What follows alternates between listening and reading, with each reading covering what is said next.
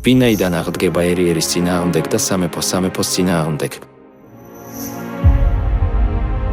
და იქნება შიმშილობების, სნეულებანი და მიწისძვრანი ადგილ. ხოლო ყოველივე ეს მშობიარობის ტკივილთა დასაწყისია. ეს საშიშია. კატასტროფები ბიბლიის წინასწარმეტყველებების მიხედვით მოდის. წინასწარმეტყველებებში ბოლო კატასტროფისგან გადარჩენის საშუალება არ არსებობს. ღმერთი ყოველთვის გვასწავლის ხსნის გზას კატასტროფების შესახებ წინასწარმეტყველებებთან ერთად. ჭეშმარიტად მან ბიბლიაში ჩაიწერა ბოლო კატასტროფისგან გადარჩენის გზა. იყო ორი ერი, რომელსაც სწამდა ღმერთი. ჩრდილოეთი ისრაელი ომით განადგურდა, ხოლო სამხრეთი იუდა დაცული იყო. რატომ იყო მხოლოდ სამხრეთი იუდა დაცული ომისგან? ეს იმიტომ, რომ ჩრდილოეთი ისრაელი არ ატარებდა პასექს. მაგრამ სამხრეთი იუდამ პასექი იმართა. სტიქიამაც კი ომის აიცილა პასექი. რა საიდუმლო იმალება პასექში, რომელიც განსაზღვრავს სამეფოს აღზევებას თუ დაცემას.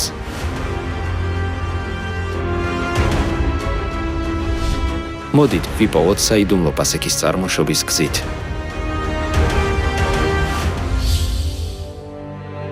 ჩვენს წელთაღრიცხვამდე დაახლოებით 1498 წელს, სანამ ეგვიპტეს პირმშოთა ჭირი დაატყდებოდა, ღმერთმა ისრაელებს უბრძანა პასექის აღსრულება.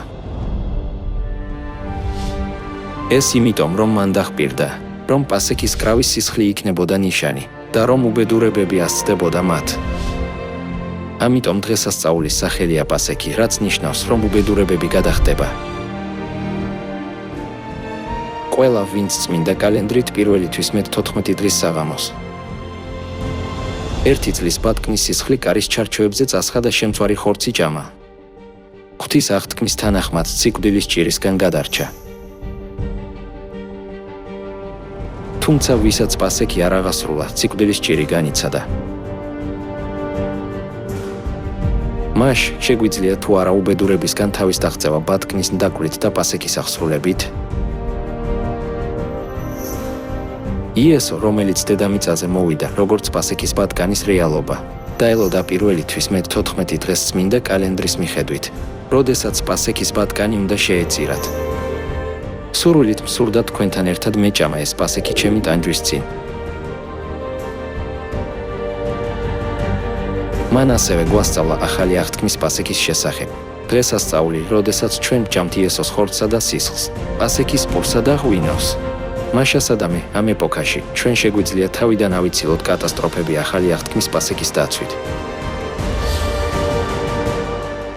ახლა ჩვენ წინ სასწრაფო დიდი კატასტროფის წინასწარმეტყველებები რჩება. რადგან აჰა მოდის დღე თონესავით ავარვარებული. ხოლო უფლის დღე ქურდივით მოვა და მაშინ ზეცანი გრგვინით გადაივლიან.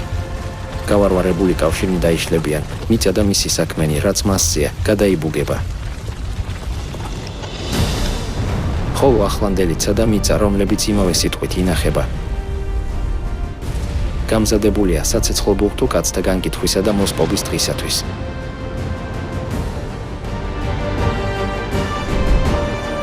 ბოლო უბედურებისგან გადარჩენის ერთადერთი გზა არის ახალი აღთქმის პასექი. რომელი ეკლესია აღნიშნავს პასექს პირველი თვის მე-14 დღის საღამოს წმინდა კალენდრით იესოს სწავლების მიხედვით. ამჟამად ღვთის ეკლესია მსოფლიო მისიის საზოგადოება ერთადერთი ეკლესია ამ მთელ მსოფლიოში, რომელიც ინახავს პასექს პურის და ღვინის მეშვეობით, როგორც იესო ქრისტეს ბოლო ვახშამზე.